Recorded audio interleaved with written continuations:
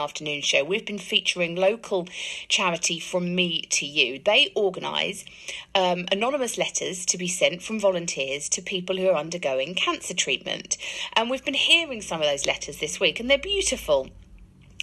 Some are filled with, kind of the mundane of day-to-day life. Some are filled with something quite spectacular. Some just share a little bit of the writer's life, where they live, what's going on, something that's made them smile. It can be something so simple, and yet, as we've been hearing from recipients of these letters this week, it can be so powerful, because if you are undergoing cancer treatment, the lady yesterday told us sometimes you can feel quite alone.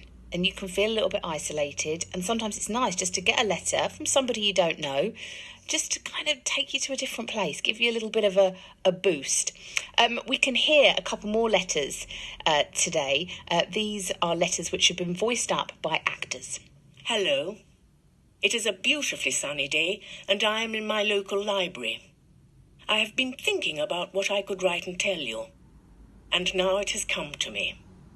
I'm going to tell you about a reason. Yes, that is what I said, a reason.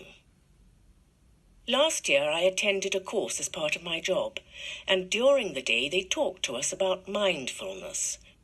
We each had to take a raisin, look at it, smell it, listen to it. I rolled mine in my fingers and against my face.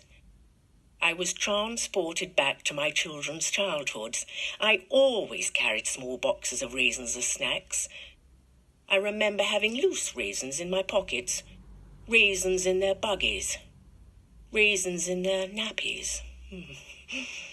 When I returned home after the course, I gave my teenage children a kiss and my twins a hug.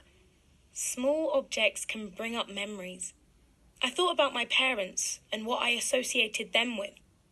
My mum loved cooking. At Christmas, the house was filled with the smells of fruitcake and mince pies. My dad is a reader and always has a book on the go. I wondered what people would think when they thought of me. Maybe books, walks on the beach, probably not raisins. What would you think about when you remember people close to you? Something unusual, perhaps. And what would remind them of you? I wish you well and hope that you're comfortable. Stephanie. Hello. I heard you were in hospital through the From Me to You letters, so I thought I'd drop you a line to say hi. I'm currently at home playing YouTube music to my dog. Yes, they even have music for dogs. They say it helps them to sleep. Not sure it's helping her, but it's definitely relaxing me.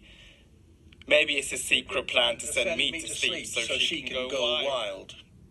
I've had a day off today, so I've had a chance to do all those jobs that sit on the to-do list for months, because they're just not interesting. While I say I've had a chance to do all these jobs, I haven't actually done any of them. They're just not interesting enough. I will sign off now. I hope you are getting the best possible care and lots of tea. I think tea can help, whatever the situation. Wishing you well, Dan. Ain't that the truth? Put the kettle on. And of course, the letter before that about the raisin was actually written by the lady who sits in front of me now. This is Stephanie Coates. How funny. So, listening to your letter about the raisins took me back to when my children were little. What was that about? Every time I put my hand in my handbag, I would just come out with random raisins. I think it's because you think, it's healthy, it's fine. Yeah. If they're creating, I'll just give them some raisins. It's better than chocolate buttons. It was bizarre just doing this mindfulness thing, and it was funny because my husband did it actually on a different course and didn't really get much out of that course. It has to be fair to say. But I really did, and I keep saying, those raisins spoke to me. They spoke to me about, my children now are 15, 13 and 9. And just, I was transported back to when they were little. Yeah. And as you say, there are literally raisins everywhere in your house, aren't there? In the buggies. Raisins and little bits of rice cake. Yes, absolutely. And just the smell of a rice cake now takes me back to that time. Yeah, to their toddlerhood. And I was just, I was in a room, Hove Town Hall, but I was transported to these little boxes of raisins. And I just thought, that little thing has sparked a real fond, lovely memory for Yeah. me, and I will try and put that in a letter. And see where it takes me, really. But it was quite nice writing about that. Oh, it was And, beautifully written. How did you come across the charity From Me to You? It was in, actually, Brian and Alison were in Jubilee Library earlier this year, and I had heard about it through the library service, so I decided to go and see if I could write. I really wanted to do it, actually. I thought it was a really lovely thing. But I thought, what can I write about? Will it be a nice thing to do? Well, can I do it justice, if you know what I mean? I sort of thought, will what I have to say be of interest to anyone? But I think a lot of people will relate to that. I think there'll be a lot of people who've listened to this series this week and think, it's such a lovely idea. I'd love to volunteer my time. I'd love to get involved. But is anyone actually interested in what I'm going to write? But I've wrote the Raisin story, but I've written about walks on the beach, beach cleaning, actually what I've found on the beach. I've written about the cherry blossom, how that transported me back to my childhood, actually, playing with my sister in the garden. So it's just little minutiae, you know. It's the things truth like is, that. it doesn't really matter what you write about. No. The gift is in the giving of the letter itself. And that's been the nice thing, actually. I think when I do write, for me, it's about slowing my life down, because I'm quite busy with 4 children and work and everything, so I slow my life down. But then I really hope to distract the person that's getting the letter. I really hope to distract, they're going through a very hard time.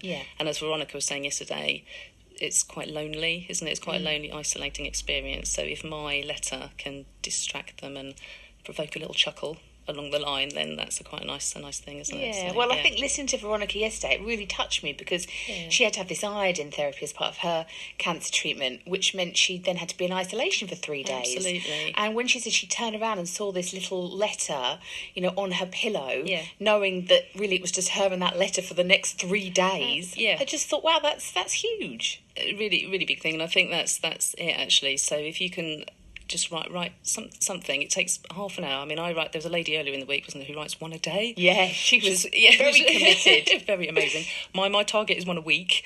I do probably 1 a fortnight, really, but it's half an hour out of my time, which is nothing, is it, really, in the great scheme? We're all busy, aren't we? But I think if I can spend half an hour, and it's a very lovely half an hour, actually, it's just me, a cup of tea. As I say, often the sun's coming through the window, I might do it in the library, and it's just a very nice, restful thing for me. And then if someone like Veronica gets a lot out of it, that's a really nice, special thing, isn't it? And that's the thing with volunteering, isn't it? It's a mistake to think that volunteering is all about you doing stuff for somebody else, because actually volunteers get a lot out of it themselves. And I hadn't realised how much I would get out of it, actually. I come home, often I do it on a Wednesday afternoon, and the kids, they'll have a little bit of telly time. I make a cup of tea and I sit there with the sun, one time it was snowing, I wrote one and it was snowing, the heating had broken, it was all very... nightmare. Yeah, but I had a hot cup of tea, I had my letter, I had my pen, my paper, my thoughts, and it was, I do get a lot out of it, actually. It's quite a mindful experience, really, so, Well, thank you for coming in to chat to us today, Stephanie. If people want to find out more about the charity, then they can. You can take a look at their website, www.frommetouletters.co.uk. Stephanie Coates, thank you so much.